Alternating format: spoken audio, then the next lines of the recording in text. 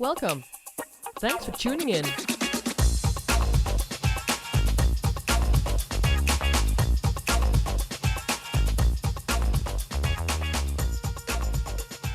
Well, Arjan, thanks a lot for joining this podcast. You're most welcome. Thanks. I'm really happy to be joining you here. So Arjan is from Salesforce.com, and he's, well, let's say, an expert in digital transformation. I think that's a nice description, if you can live with that. Yeah, absolutely. I can, definitely. And so we met each other already way too long ago. It was, I think, in 2007 at Capgemini. We were both part of this high potential program. Exactly. Yep. And one of the consequences, unfortunately for Capgemini, of that program is that for both of us, the conclusion was, hey, to be our best selves, maybe we need to, develop ourselves and have a journey outside of Capgemini. Exactly. Yeah. Well, you can call it unfortunate, but at least it means they are a good employer, right? Definitely. I've always said I've been happy sort of being an entrepreneur within Capgemini. So I always think back with a lot of love to Capgemini for sure. Yeah, same here. Absolutely. And I think maybe 1 or 2 years ago, we sort of reconnected. We got in touch again. And then we discovered, well, of course, my field is in CX transformation, you're in digital transformation. Right. And we seem to share the dream to humanize organizations. So absolutely. Thought, hey, nice topic for a podcast. Absolutely. Yes. Yeah. And I think it's also good. So when we recently spoke about doing a podcast together, right, we actually found a lot of touch points between customer experience and digital transformation and what is actually really front and center in both. So, yeah. Yeah. A lot of hooks, right? Absolutely. Yeah. But before we dive into our enthusiasm on the content, exactly. Yeah.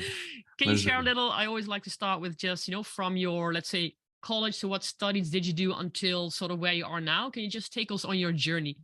Yeah, most certainly. So maybe I don't want to make this really long, but it is probably good to go a bit back to my youth. I guess my dad actually made me, he introduced me into programming, or at least the world of computers, buying both a Commodore 64 as well as a book, how to actually program in BASIC. So that was good. And I found out that I liked building those programs, so programming in BASIC, more than actually doing the games that everyone was doing on this. That's pretty exceptional, right? Yeah, I think it is. At least just looking at how my friends were doing, right? Yeah. So yeah, it is. But I liked it better, and that actually sparked my interest in computers, in IT, in digital, right? Avant la lettre, because no one was talking about digital at that point in time, right? And then later on, I guess after doing my basically after doing high school, moved on to the University of Applied Sciences in the area of telematics. So the combination of telco, so really electronics that are utilized in the telco space, and combined with informatics. So anything that had to do with programming. So a very nice combination, because I liked the world of telco because it was really upcoming, right? I was one of the early Which year are we talking about, Arjan, roughly? This is so I ended my study in 1999. Yeah. Okay. Yeah. So and I was one of the early folks that had a mobile phone at that time, right? Yeah, exactly. Otherwise, you weren't. The 5 kilogram version, right? Yeah, exactly. Yeah, with the antenna that you could exactly. could make bigger, right? Yeah. So I guess that's good. But I actually I wanted to become a fighter pilot, but that didn't work out. So there we go.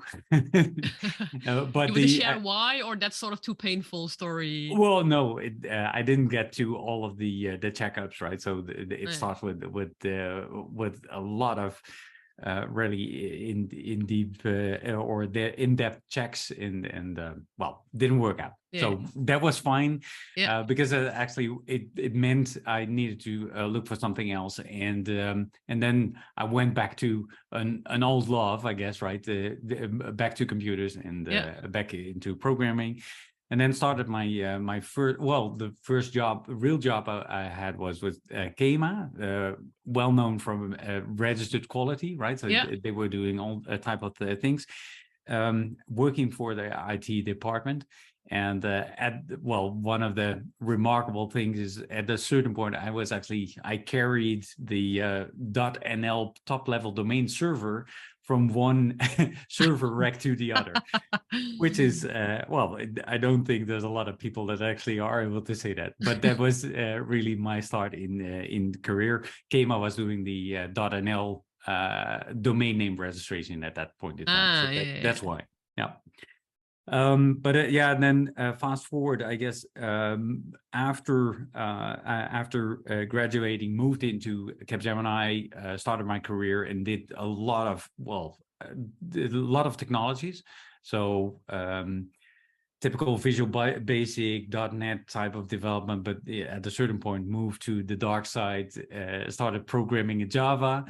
But the red thread all of the time had been customer relationship management, customer self-service portals, anything that had to do with customer interactions. So that was the red thread, and the technology changed along the way. Yeah. And then I guess later on in my career, started working with customers on, hey, so you have a goal with your business. And how can technology actually support that? So how can digital support it? But also in the same time, how can you as an organization adopt to actually embrace the technology, right? Like internally also. Right, exactly, and utilize it for the benefit of both your employees, but also the customers. And really focusing on making the interactions between customers and the organizations frictionless as possible. I guess that's really the background. Yeah. Does that give a view? You ended up in the end, because and you didn't mention it at Salesforce. Exactly. Yeah. So currently I ended up at Salesforce correctly at a certain point in time. Similar to you, right? After doing that, a bit of a journey, finding really what makes my heart tick. I realized, hey, so maybe I need to find a position that actually fits with it. And then I found this position at the Salesforce Professional Services. So the part of the Salesforce organization does not focus on selling the software or creating the software, but eventually implementing it and helping or supporting organizations to actually make the best out of it. So that's what I do typically at the also in my current job. My current job, I'm a regional vice president for transformation consulting. So basically helping organizations to make the initial steps in digital transformation. So a lot of the organizations the larger organizations that work with us, they have a view of what they would like to achieve, right? In terms of making a step in digital transformation. However, they're struggling to actually understand, okay, what are the aspects really to focus on? And then also, how do you plan for it, right? So a lot of these organizations need to keep the lights on while they are going through a transformation. And ensuring that you are able to do both, right?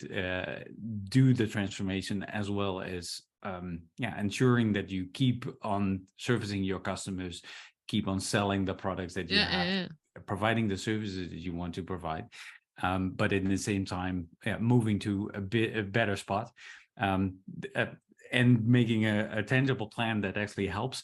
That's what we're doing at the moment. So we're we call it phase zeros, right? So or strategic planning, pre-stage. Exactly. Yeah. I think it's interesting. One of the questions that popped in my head. So I also finished my studies in 1999. And my thesis was on CRM, customer relationship management. Cool. Yeah. So when I started work, I thought, okay, I'm going to meet this, amazing companies that have amazing CRM systems. Well, 20 years later, it's still a challenge. And the For a question lot that of organizations, yes. Yeah. exactly. So what popped in my head is when you do these phase zeros, I can imagine that, but I'm curious about your perspective. Let's say how many organizations have a very digital tech expectation of what you guys will do with them and are sort of surprised by, hey, maybe it's much more a business transformation than a digital transformation. Can you maybe elaborate a bit on that? Yeah, that's a good point. So yeah, I think in general, right, people in IT tend to lean a bit more towards the IT area, right? So the digital part, and that's maybe the biggest pitfall even in digital transformation. But we'll get to that in the later stage, I guess. But first off, to answer your question, yes, get that a lot, but it's also because of the inroads into organizations, right? In many cases, the business part of organizations are requesting, hey, we need to become better in, I don't know, servicing our customers or selling to our customers or marketing to our customers. Please, dear IT, help us, because that's the way organizations are organized. And then typically those parts of the organizations, the IT related parts of the organizations come to us and say, hey, help us because we're getting this question and how to answer this, right? So then typically the focus is a lot on IT, on digital. And then, yes, in many cases, it is a bit of a surprise that we actually start with, okay, but what exactly does the business part of your organization want to do? Yeah. What is the goal that you have in mind with it?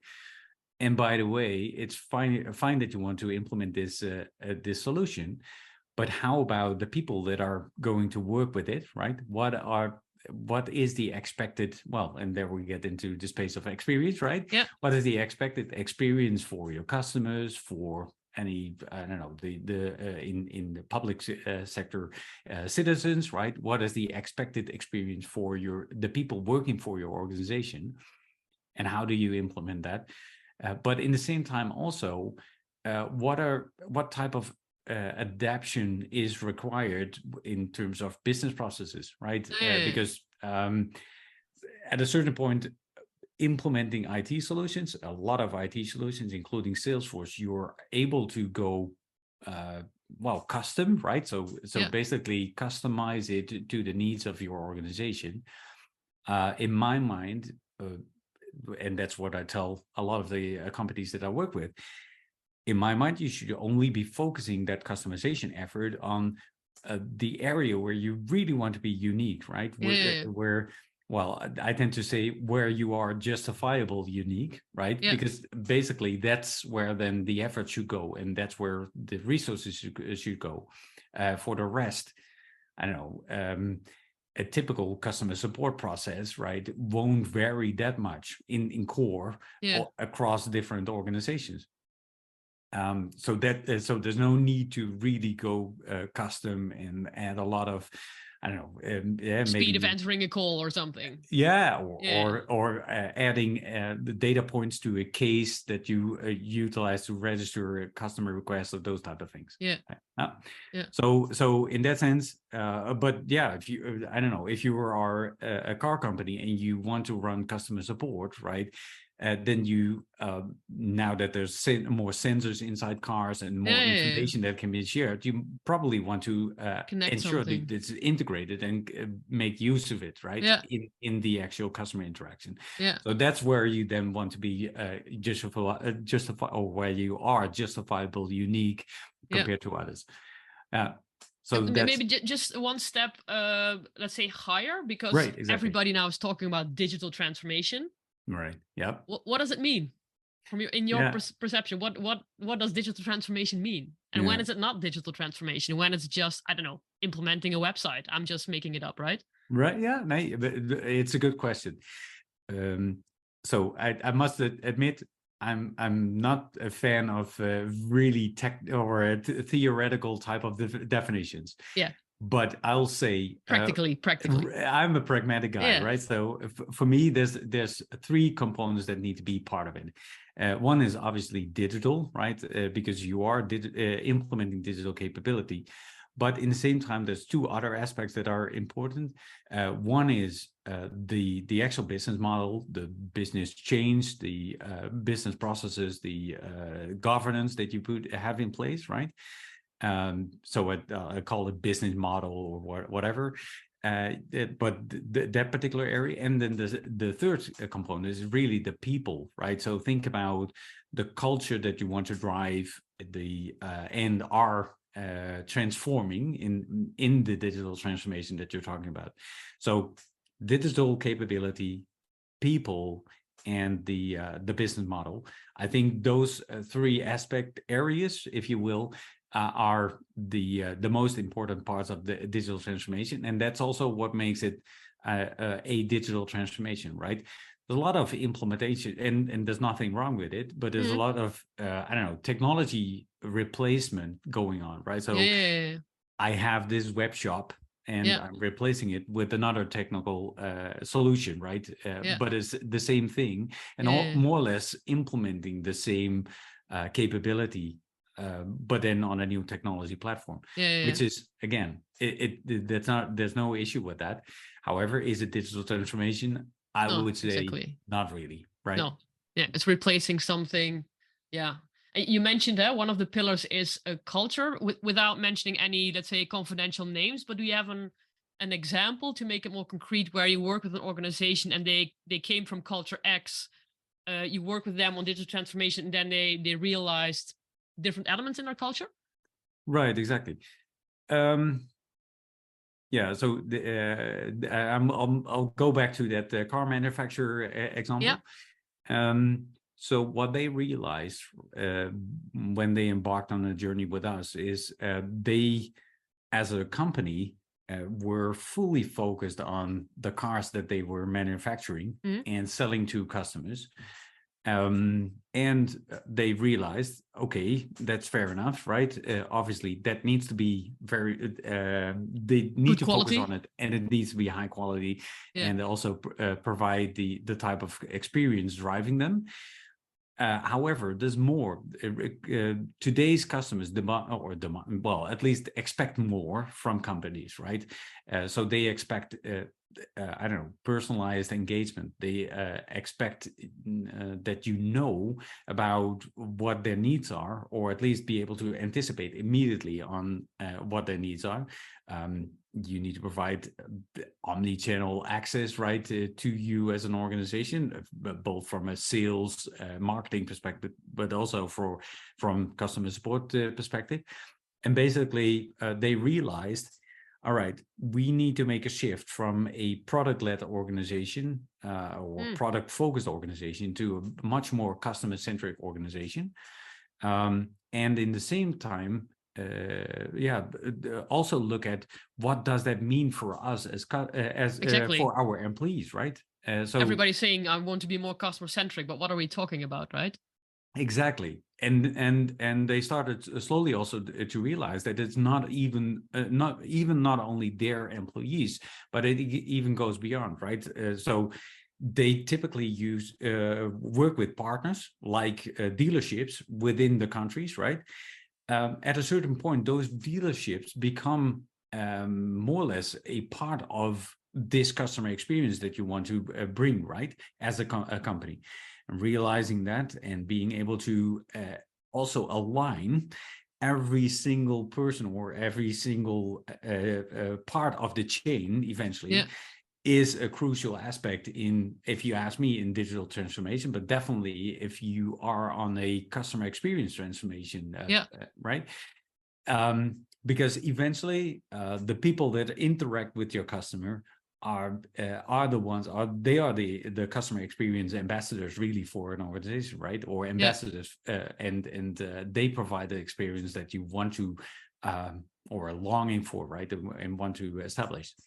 So I guess that's a great example of where they realize, okay, in order for us to do that, this technician in a dealership shop, for example, needs to know exactly the same as the agent that's on the phone, and we need to allow for the right level of interaction, right, and be able to share information with them, but also share critical data points. Like, for example, this customer is waiting there with a broken down car.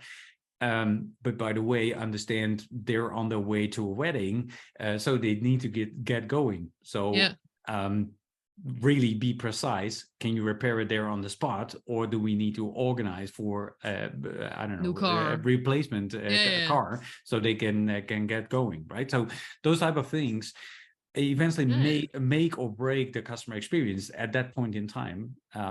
And taking that into consideration and ensuring that you not only the agent knows, right, but also the technician that is actually facing the customer at that point. That's a crucial thing, and ensuring that they understand. All right, we want a certain type of customer experience to be provided to customers. Yeah, that's key. Yeah, I think that's indeed a nice example to make it more tangible. And just one sort of sidestep, right? Just as a challenge, because I hear you say, and almost everybody is saying, right, the customer is demanding more and more. I tend to sort of challenge that always by saying the customer expectations is getting lower every day, but the context of organizations to deliver that same, because also 100 years ago, it was really nice if I could have the status of my order, and maybe, the guy from the butcher would call me and say, hey, Zanna, your meat is on the way. Right, I'm just making it up. Yeah. So for me, the expectation is still the same on the customer side, but now as an organization, I have WhatsApp, and my environment has become that much more complex. Right, exactly. That it's much more challenging to deliver on those same expectations. Right, exactly. So I think it's twofold. I agree. It becomes harder. At the same time, you, especially in technology land, right, you see certain, I don't know, certain technologies, certain features pop up. Like new standards. Yeah, exactly. So new standards get added. And I don't think every organization needs to keep up with every standard, right? So I agree there in terms of increasing expectations. I think it's more, are you able to, as an organization, to keep up with with the pace around technology, but also being very precise on, again, right back to my point about justifiably unique. Yeah. Do you actually need to be part of it or not? Funnily enough, the organization we both worked for, right, Capgemini, I think end of the around 2009, 2010, did some research together with the MIT, and eventually the outcomes of that was a couple of key points of how to execute digital transformation successfully.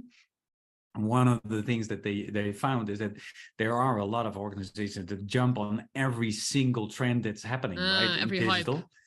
Yeah, and they mark them as fashionistas, right? And I think which makes sense. And certain organizations, especially, I don't know, if you were a startup, right, then you probably want to be more of a fashionista and build a brand.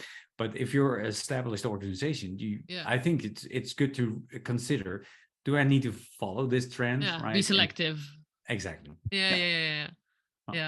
Yeah, and I also like to use the example always where I say, because it's a bit sad, right, that the expectation of customers is also pretty low, because it's telling us something about the quality of customer experience. What companies are able to establish, right? Yeah, exactly. And also the example I always use is how many companies, when you call them, they promise to call you back within 24 hours. And if they actually do that, my expectations are exceeded because nobody is delivering on that promise. Right.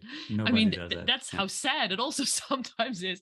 It also offers opportunities, right? If you just do what you promise, you are already, differentiating yourself. Absolutely. But before I go on a rant on that, customer experience, as we also already talked about the link between the two. Yeah. So when an organization comes to you and says, hey, we need to do something with digital transformation, is then CX your starting point, or is CX somewhere in the middle, or how are the two correlated, and what sort of does your utopia, let's say, a journey with an organization look like to be successful with digital transformation? Right, exactly. So one thing, as a company, we always start with our customers is what is the goal, and you can call it mission, vision, the business vision side, state, right? the business side. Yes, Yeah. understanding what is the goal, and I'll give you the reason why that is important, right? Because if you are implementing digital capability, there's, I don't know, a ton of choices that you need to make eventually, how you are going to set the things up, right? And again, the example I gave, where do I need to customize? Where do I stick to standard? But need also a compass. yeah, exactly. You need a compass, and you need alignment within the organization behind that goal, right? Because only then in your conversations, you are able to say, all right, this is what we'll implement, and this is also the rationale behind making a choice for a certain direction. You can explain the why also to your employees, for example, right? Exactly. Yeah. So when we spoke earlier, right, I've been talking about the actionable empathy, right, behind I love that terminology. Yeah. Yes, please elaborate on that. Yeah, exactly. So understanding, and it also relates back to the book from Simon Sinek. It starts with why. Understanding the why, and almost relating back to what is the purpose, right, of the transformation, but also in many cases, what is the purpose of an organization, right? What do you want to be for the world, for your customers? That's of course the centerpiece. If you don't have that right, you may end up with an implemented IT solution, right, that is not fitting, where you always have people complaining about, but it's not working, it's not suited for me to do my job. So in for us as an organization, right, we tend to always first go back to, okay, fair enough that you're asking us to, I don't know, for a customer support solution. Yeah. However, we really want to be clear jointly what it is that you have in mind. Yeah. And then I was talking about alignment. If you're interested, you might be interested in the book Behind the Cloud, which is basically the story of Salesforce growing up as an organization. Okay. And why I'm calling it out is there's a part in that talks about a methodology that we've been utilizing as an organization from day one until today. Basically, which is called, it's an acronym, so it's called V2MOM, so double V and then MOM. Yeah. And the acronym stands for vision, so understanding what the aim is, values, so what are the most important aspects that we take into consideration with this vision, the goal that we have in mind. Yeah. And then methods. So what are the things that we will be doing, the actions, the activities that we will work on to actually make it happen? What obstacles do we see that may prevent us? And finally, how do we measure the success or failure, right, of the methods that we have defined? Yeah. And that's actually, it's a proven methodology.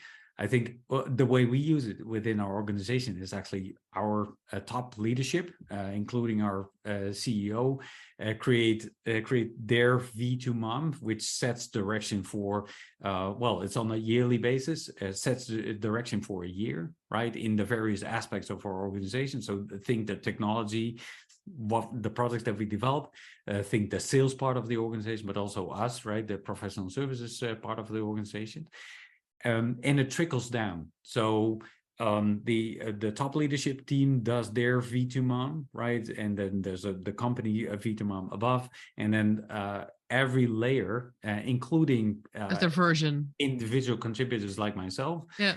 has a version that relates back to the one above, right? So then you can you finally get alignment, and they are visible to everyone within the organization. So I can see everyone's V2MOM, basically. So I know also when I'm going to talk to a new colleague that I've never met, I typically tend to look at, okay, what is your V2MOM? So I know a bit what your direction, what are really the things that are driving you this year, right? Nice. Because one thing that sorry. Yeah, no, great. I just one challenge I would like to make is because this is, and I ask about utopia, right? So you're sketching utopia. Yeah. But to me, having seen many organizations from the inside, yeah, I would hope that 100% of your transformations connects to purpose, connects to values. Yeah. But let's say realistically, is your experience that is the case? Because from my perception, if it's 50%, it's already a lot. Right, exactly. So I nay, not in any case. Every case, it's not in any case. Not in every case, it is actually that way. However, this tool that I described, right, does help a lot in getting a clearer view of what it is that we entail to do. And what are the specific actions, and it's a living thing, right? So in some cases we actually do a V2MOM in Salesforce we actually do it every quarter. With customers we may do it every 6 months or every year, right? And align on the goals, and it can be you can actually do such an exercise for the scope that you actually wanted to be applying to for your program. Exactly. Yeah. But you mentioned a few minutes ago, you mentioned actionable empathy. Right, exactly. Yeah. Because so I think that exactly this is where you and I really connected as well, right? So indeed, could you elaborate why it's at the center, but also what is it and why does it matter? Yeah. So I think customer experience, the area where we are active in as Salesforce, and thus me as a consultant for organizations, right, is always about customer interactions. So organizations having interactions with their customers, and they can, as I said, can be commercial, but it can also in public sector be civilians, more a citizen relationship, right? Yeah. So it's always around those interactions, and in my mind, making those as frictionless as possible. If you're talking about interactions, in this case, we're always talking about humans interacting with each other. Yeah. And the funny thing about humans interacting, there's a lot of emotion in there, right? So I see you smile, or I see you're feeling troubled, or you may be mad. Yeah. I hear you, and so there's a lot of in our interaction, a lot of both sensible and a lot of or visible, but also a lot of other emotional aspects that play a role in those interactions. Yeah. And if you then look at, okay, so there's necessary interaction happening, right? So as a customer, I want to buy something, a product or a service. So I need to go, I don't know, to your website, or need to talk to a sales person, and there's necessary interaction in there. Making that as frictionless as possible for both the customer as well as the employee, I think is almost like the holy grail of experience, customer experience, employee experience, right? So in my mind, if you're grabbing a tool, the digital capability as a tool to support it, then that should be working again in the direction of making it as frictionless as possible. So but then is in your mind, is then empathy sort of the same or connected to frictionless, or are those so two different things? Eventually, we were talking about those interactions between people and the emotions that are there. Eventually, it is the empathy with the emotion that a customer will or may have, and the empathy with the employee that needs to work with that customer, right? And understanding of what type of emotions may be there, right? Understanding as a company also what the type of emotions you'd like to be there for customers. To bring across, Exactly. And then the empathy that you have with all of the parties involved, and then look at, okay, can I utilize that emotion that's happening, and can I then define actions, and that can be both in I don't know, a process definition or a way of working, a culture that I want to establish, as well as in the digital capability that you implement, right? So for example, if I know that it is, I don't know, people are struggling with filling in certain data, and so I need to fill in a form of 50 fields. If that is a hurdle, too big a hurdle for customers to go through, then I look at, okay, is there maybe, I don't know, is a screen scraper that I can utilize to get the data from somewhere, or an OCR solution, or maybe make it less frustrating. Right, a voice to text translator or something like that. It takes the friction out, right? So showing the empathy here for the customer job that they need to do, and ensuring that the digital capability then helps out, right? And is then the empathy sort of the design principle? Is that the key design principle for everything else? Yeah. So in the work that we do, we typically, so you may have heard about experience design or design thinking, right? I think that has been a trend in the past couple of years. Maybe it's a bit, I don't know, slower at this point in time, but we think that given the fact that we are as Salesforce in the business of customer or human interaction, right? We think it's still very feasible and valuable to actually put effort in there. Experience design, you talk about how does it feel, right?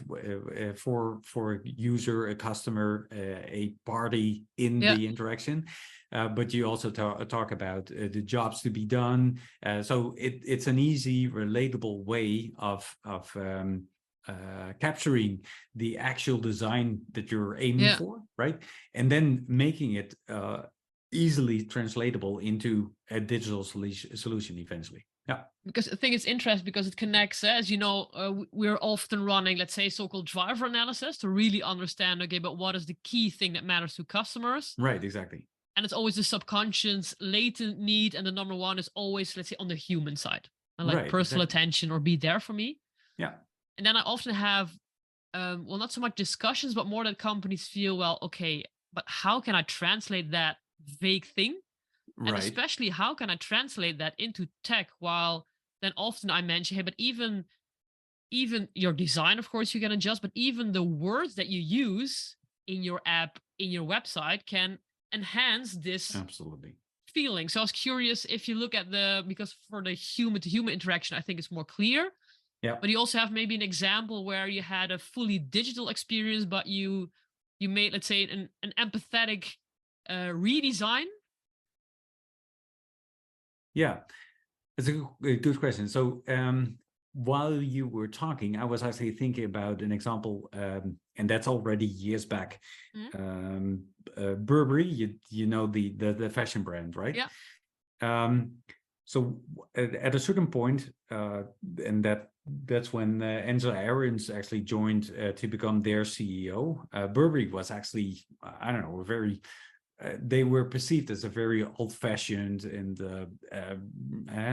almost only for people that are pensionados, right? Yeah. So tartans and these. They were almost out of business then, right? Exactly.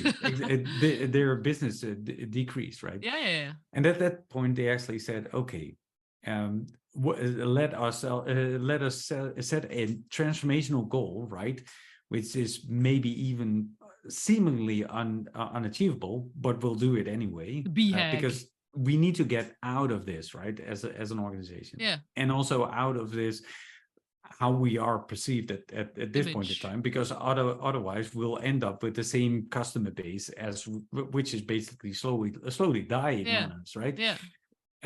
So it's a good sense of urgency, though. absolutely, yeah. So at that point, Angela Ahrens, together with her leadership, said, okay, we set the goal to become the #1 digital fashion brand. Okay. Right. So completely changing the approach they took in their go-to-market, but then completely down to the last detail as well, right? So at that point in time, for example, they had several agencies, marketing agencies that they work with locally, right, in every single market, a different one. And all of them were, I don't know, creating their materials. So it could be printed, could be on websites, and it can be even on television or local social media channels for Burberry. But they said, okay, so we need to get out of this because this is diluting the brand that we actually want to be. So as part of the transformation, right, they actually said, okay, we need to change that. It needs to be one harmonized way of showing us as a brand. So they started to centralize in getting more grip on, for example, all of the pictures and all of the footage that they had from these fashion shows and those type of things, centralizing it, and also doing the distribution centrally, right? So, for example, their website, all of a sudden they went from the local implemented website to a centrally organized website, ensuring that they had control over what footage was seen there, and also the feeling, the experience that you would have as a customer. In the same go, right, they said, okay, our flagship stores, right, especially the ones that are really important to us, so London, Milan, New York, there we actually need to provide the same type of experience. At a certain point, the feedback that they got, even from the press, was they were talking about, it feels like a walk-in web shop. Right, so customers were actually seeing the same footage, the same things as they were seeing on the website, as they were seeing on television ads, in papers, in social media, right? And it felt that way, but it went even further. Then they said, okay, the people that work for us in those stores, right, we need to get them in this same type of motion. Obviously, the staff that they had grew with their customer base, right? So they were used to, I don't know, a really personalized experience. I know you, right? And you always like this, so you probably like this now. The new stuff that we have, that needed to change, because so all of a sudden their customer base was on the web. They had their own account. They were looking at the web shop at this digital footage. They were looking at different items that they liked, and they gave that same power to the people working in their shops. They had iPads all of a sudden, and got presented, obviously, if people allowed it, got presented what that person walking into the shop had been looking at last night on the web shop. So they knew, all right, so this is your search history. Oh, and by the way, it can make you a personal offer. But the hard part there was they actually had employees that didn't want to fit in, right? That did not fit in with that culture. They said, I've been doing this job for, I don't know, 20 years. I'm not changing that. This now is not overnight, me, right? This is not me. I don't fit in with this new culture. So also, obviously, they did well with nice placement programs. However, they needed to make hard choices there as well. So back to your question, right? So what are aspects that you expect or may not be expecting? Well, if you really drive digital transformation right and putting the actual empathy with customers, with your employees centric, you might end up making quite significant and sometimes also hard choices for your organization, right? Yeah. And that's really where the two other aspects come in play, right? With digital transformation, as I said, digital capability is one, but definitely people and business model are aspects too. Yeah. For me, this is a real great example that shows the other aspects are just as important in the digital transformation, and that actual change needs to happen there as well, right? And eventually then, well, you've seen the growth for Burberry and also the turnaround as an organization. Eventually, Arjan even ended up running retail for Apple, right? So it's she did well with her leadership team. Yeah. I think it eventually turned out for the good, but very nice with example. some hard decisions. Yeah. I can imagine it's sort of going from one extreme to the other, right? So of course that's a sort of a painful transformation as well, I can imagine. It is absolutely, yeah. I had another thought, but I was just looking at the time, but I think we can probably squeeze it in, because we've been talking a lot about the customer experience side, and also partially, of course, about the impact for employees. Right. But when you guys start this trend, so I have two questions from the employee side. Right. One is, maybe can you give a concrete example? So when there's a rollout, let's say, of a new CRM, then there's, of course, always some hassle for the employees that need to start working with a new system. Right. So how do you guys make sure that you're also empathizing with and designing for employees? Yeah. And the other question is a bit of a dream that I've been having for 15 years. And I mentioned it in one of our sessions. I just thought I'd throw it out there as well in the universe. Who knows? Because in the end, we're always also talking about behavior change. Yeah. Because that transformation means, okay, I maybe want to do something more now. I want to have more focus on the customer than I did before. Right. And we already know 3 weeks training is old school, is not working.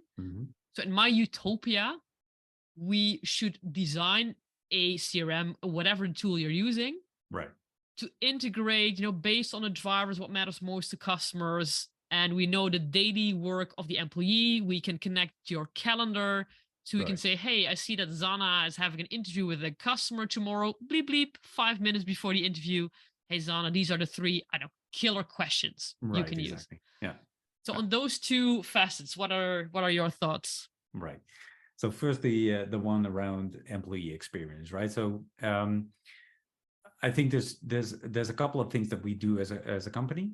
One is in our approach in working with organizations. I mentioned the setting up or starting a digital transformation program.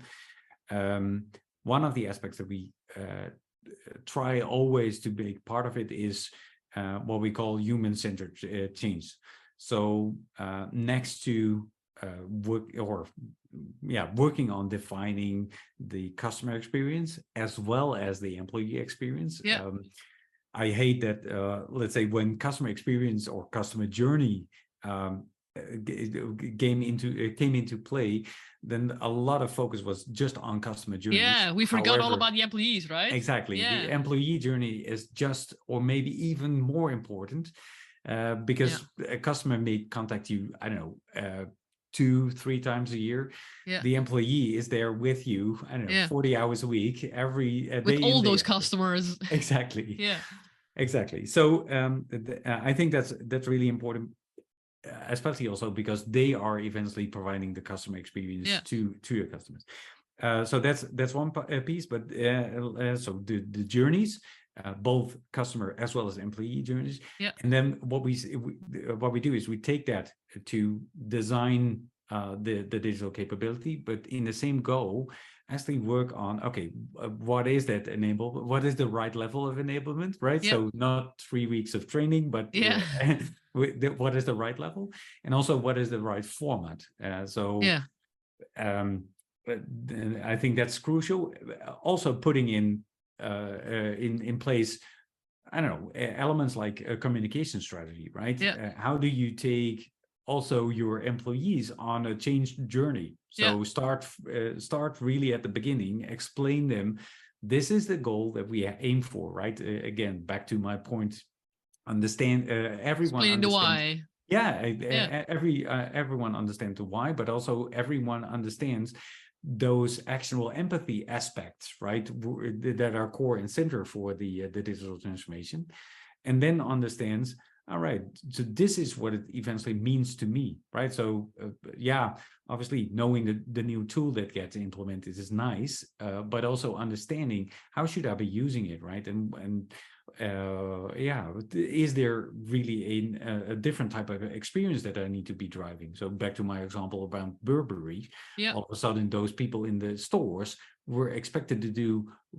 Something quite completely different. Exactly. So that's and then I guess so those ensuring those aspects are addressed as well. And then you mentioned the training example. There's room for improvement there as well, and we as a company have been pioneering a bit as too. If you haven't looked at it, but it may be interesting to actually look at Trailhead. So trailhead.salesforce.com. Okay. That's an environment that actually, initially was created to allow our partners and customers to understand the technical side of our solution. So how can you customize it in a proper way, best practice way? But it grew. So now you can also find learning trails there around how to run your business better. So Drucker, business side as well, right? Drucker School of Business, but also understanding more of the theory behind customer support processes, those type of things. So it's a really broad learning environment. It's free for everyone. So if you want to learn and get yourself advanced in the area of the broad area of customer interaction, definitely encourage you. Okay. But the nice part of it is there's a bit of gamification, which can be addictive as well. So basically, they're getting points and badges. Exactly. You get points and badges. And you can even acquire ranks meanwhile. With a certain level of points and badges, you actually earn a rank within the system. And then the main prize is that they can meet you live, right? After X number of points. I'm always open for live meetups.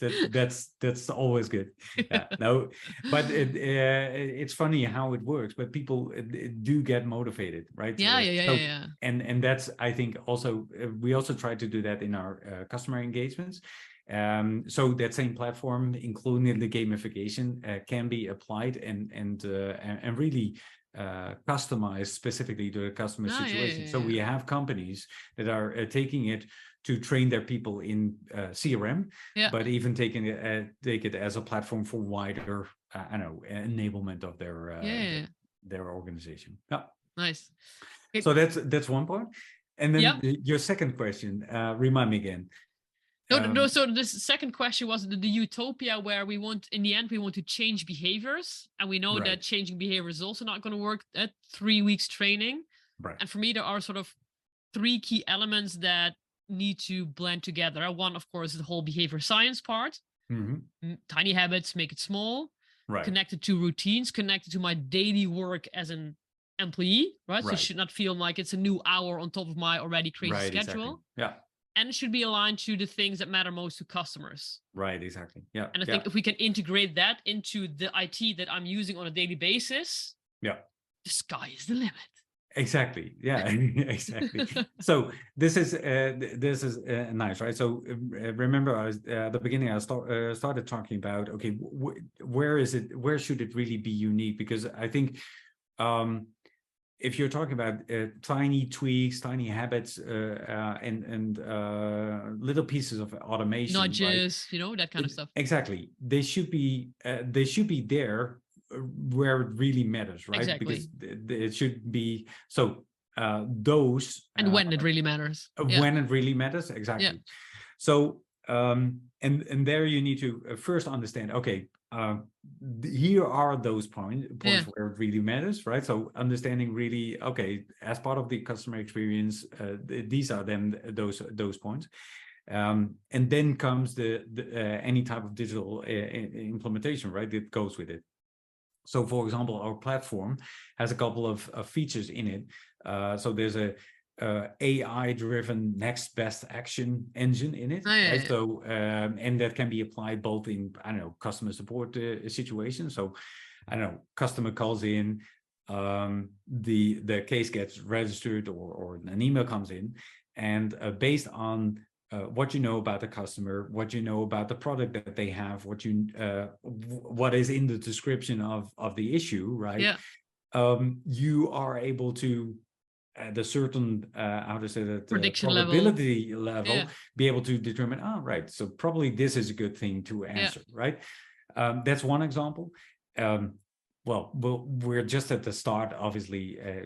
We can't do this podcast without mentioning it. ChatGPT, right? Of course. Yeah. So in Salesforce, it's all Einstein.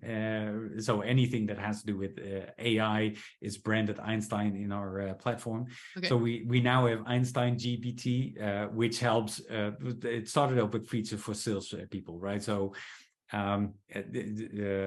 basically you can ask it, okay, so I have this particular opportunity, what are the best actions for me to take? So your PA, it becomes a PA, right? So you start interacting with it, and it's those type of, so basically you can go on steroids, obviously, with AI and automating things. What I like about the approach that we are taking is we're really looking at, okay, what are typical friction points, right? And can we actually leverage machine learning, artificial intelligence to actually make those frictions for those key moments that really matter. Exactly. And apply them in those areas. And provide organization the tools to actually customize it in such a way that specifically to their needs, right, they are able to more or less create the same type of experiences for employees in this case, or customers, right? If you're talking about a chatbot, for example, and having a chatbot same side. Absolutely. No. To work a bit towards wrapping up our podcast. Exactly. It's too much fun. We can talk for 3 days about this topic. Probably.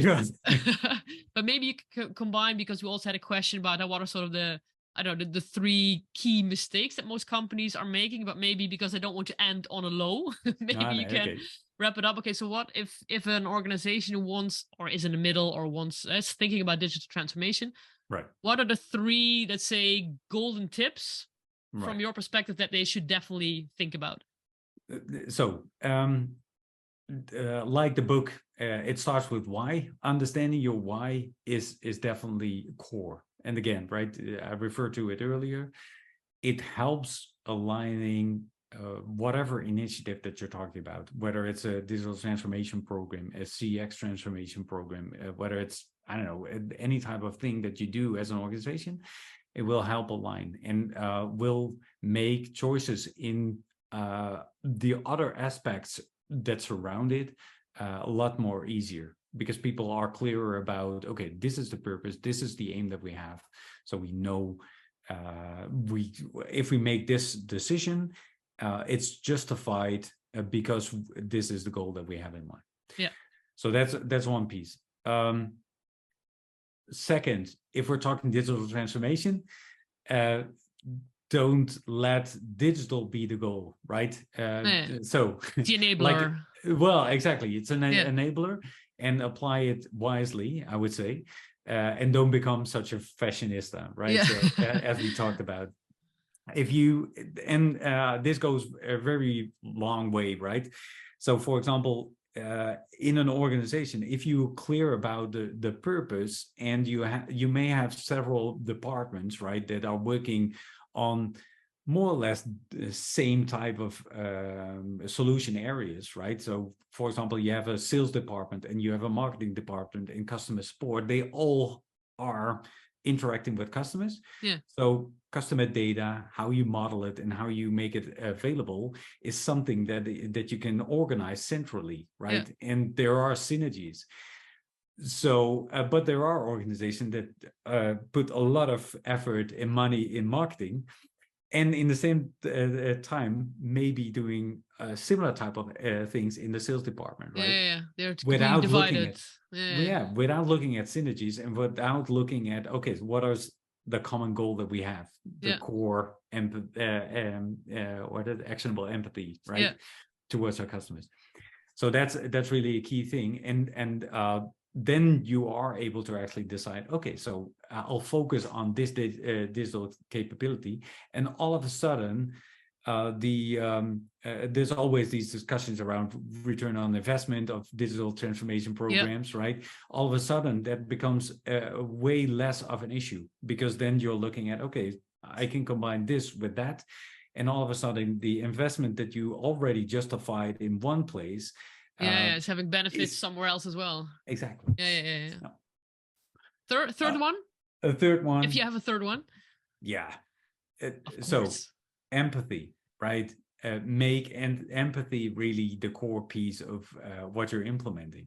Yeah. Your key design principle. Absolutely. Yeah. And like in the conversation, we touch upon a lot of things. It's the customer that should be guiding what type of interaction they are expecting, but definitely also what makes their life easier. It's the employee, empathy with them. And that will be driving a lot of things, right? We talked about, what digital capability are you implementing, but it's also the approach, how you are doing it, right? So human-centric change, what we talked about. It's the experience design part of a program. And it's eventually, what makes people's heart tick, right? Yeah. Nice. Yeah. All right. Final question I always ask, my dear Arjan. Anything that we did not talk about that you still want to mention, or that we cover most of the topics you'd like to share? Well, I think we covered a lot. Let me think about this. So I think one tip, so maybe one thing, right? Yes. I've been reading a book and have been applying the principles a bit from that book. It's called Be More Pirate. Yes. I like it a lot. You even have it on your LinkedIn summary, which I really liked as well. Cool. Yes, exactly. Yes. So basically, Be More Pirate. The book is about the pirate age, right? Golden age of piracy. They are talking about, and what piracy actually did to our society, and which is really still sensible, right? So obviously. Don't go hurt other people. Right, exactly.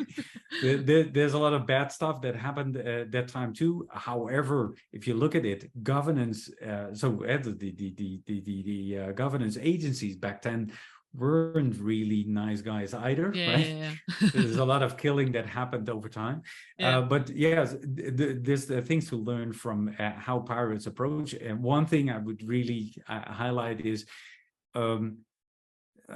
just look at things that are seemingly normal, right? In the way you organize as an organization, or the way you run things as an organization, and check, hey, does this really make sense? Or is there room for improvement for the better for all of us, right? So is there any improvement that we can bring in this space? And it can be really small, right? Like, I don't know, maybe we should be bringing a cup to the office rather than utilizing the plastic cups, right? But it can be bigger things as well, right? So, I don't know. Sort of challenge the status quo, something. Challenging the status quo is a good tagline, definitely. Yeah. Nice. So, and it is applicable, I think, in customer experience as well as digital transformation. Anywhere, right? Well, even in your personal life. It's life, exactly, right? It's a philosophy, yeah. Yeah. All right, thanks a lot, Arjan. You are most welcome, and I enjoyed it a lot, and I hope it's for benefit for a lot of people that are listening to this. Yeah, let's hope so. I think we have some nice, valuable insights for our listeners. So thanks a lot, and dear listeners, to be continued with the next podcast and a new interview. All Ciao. right. Bye bye.